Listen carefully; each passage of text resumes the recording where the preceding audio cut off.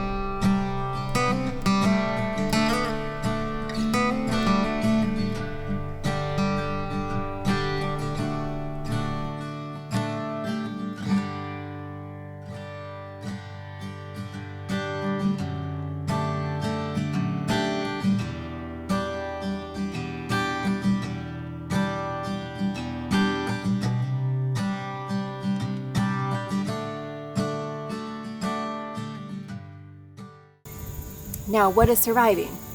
Well, we have our scalloped squash, so it's kind of part of the zucchini family. It's those ones that are kind of roundish with the little scalloped edges, hence the name Scallops Squash. We have a yellow scallop and a white scallop, and they are blooming. We finally have some little scallops on there, and they don't get very big before you can eat them, so we'll probably be eating some of them within the next week or so. So those are doing great. Our mottled squash over here is doing great too. It's got a few on there. And then our pumpkins. Pumpkins are looking really good. We have a tiny white pumpkin forming, and I thought I had one of the little orange one forming the other day, but I couldn't find it on the plant this morning, so possibly those lovely squash bugs got a hold of it. I don't know. It's missing now. But then behind me is all my peppers, and the other night we had a little storm front move through and the wind broke down my biggest pepper plant, my banana pepper. Completely shattered one of the stems and laid the plant over. We're probably going to go ahead and just pull that out. I'm going to harvest as much as I can off the plants today. Our jalapeno plants are right next to that, and we are getting a ton of jalapenos, so I'm going to get all those pulled off. And my goal this week is to make some bread and butter jalapeno slices to be able to can and put away. But what the interesting thing is like I've said, this season so far, we haven't had a lot of crazy pests. We do have the squash beetles, which by themselves is enough to drive you insane, but we haven't had like the hornworms, the tomato worms, except recently. And not on the tomatoes. I actually found them on the jalapeno plants, and they were eating the jalapenos themselves. The leaves as well, but the jalapenos. So there was 2 big hornworms on there, which the chickens had a nice little feast with those, because I took them off and took them right over to them for them to eat. But we still have plenty of jalapenos on the plants to pull, and it's still blooming. There's going to be more coming, so we'll have plenty of peppers and jalapenos. And speaking of peppers, we also have our bell pepper plants, which is so cool, because earlier in the summer I was getting, green bell peppers off of that, which was great. We're having stuffed bell peppers, sauteed peppers, and now with the seasons changing, the green on one plant is turning into the beautiful bright yellow peppers, and then the dark purple I was getting on the other plant is turning into a beautiful red bell pepper. So I'm excited about those. We have a few more of those coming, and they're still blooming as well, so we'll get some more of those before the end of the season.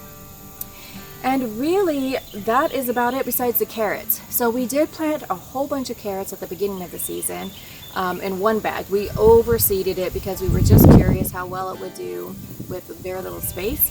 And they did. The plant itself was beautiful, with all the green carrot tops coming out of it. And then I've been slowly picking them. We've been eating them and then also feeding them to the goats. And we just have a little bit left in that bag now. But then, of course, I did reseed some carrots, some of those small ball-looking carrots.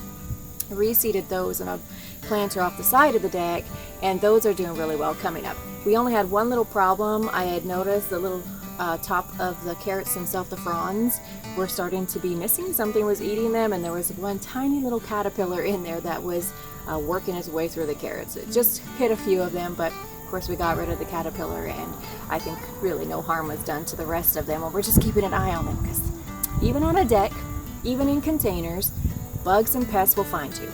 So don't think that just because you have it up off the ground, you're going to be pest free. You won't be pest free, and you won't be weed free. Things fly through the air and they will land inside your bags. But of course, it's very minimal. So it's probably not like when you put it in the ground and things get overrun. But you do still have your problems that you run into. So you have to deal with those as they come every year. But other than that, just bagging up everything today to get rid of it. We want to move all the bags over into the barn area so we can put those away until next spring.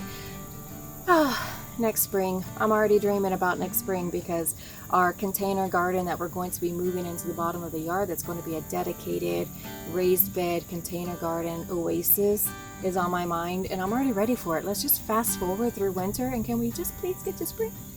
But anyway, until then, I will enjoy the rest of fall. It looks like here in Missouri, we may, fingers crossed, have nice weather far into October, and if that's the case, we're still going to get plenty of things out of the garden, and our little pumpkins will have time to grow, hopefully.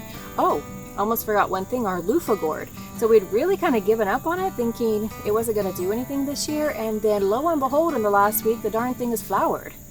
So will it have time to actually produce a loofah gourd before frost hits? I don't know, but we've just let it do its thing all summer, and apparently it does have a long cycle before it produces, I think like 120 days or something. So it's one of the longer ones, and it's got a ton of flowers on it. Will we get something? I don't know, but I hope so, because I had some fun creative plans to do with those loofahs if it did. But we'll see as the next month and a half rolls in, what's left, what we can do with. Don't know, but I'm excited about the scallop squash because they're delicious, and I can't wait to eat them. And then, the last of the tomatoes, just picking those off and enjoying them while we can. But that's about it for us this week in our fall garden. How is your fall garden doing so far? What do you have planted? Put it down in the comments. I'd love to hear what you're growing, and what would you like to do different? What would you do different if you had to do the season over? I would love to hear that as well. But as always, if you like our videos, please hit that like button, hit subscribe if you haven't already. Share these videos with your friends. You can just hit that little share button. It's that curved arrow. and you can put it on your Facebook so your friends and family can see it. You know, any type of exposure you can give the channel is greatly appreciated. It helps this little farmstead grow, and that's what we're looking to do, be able to share our journey with you all. We love that you're following along with us. So until next time, have a great week.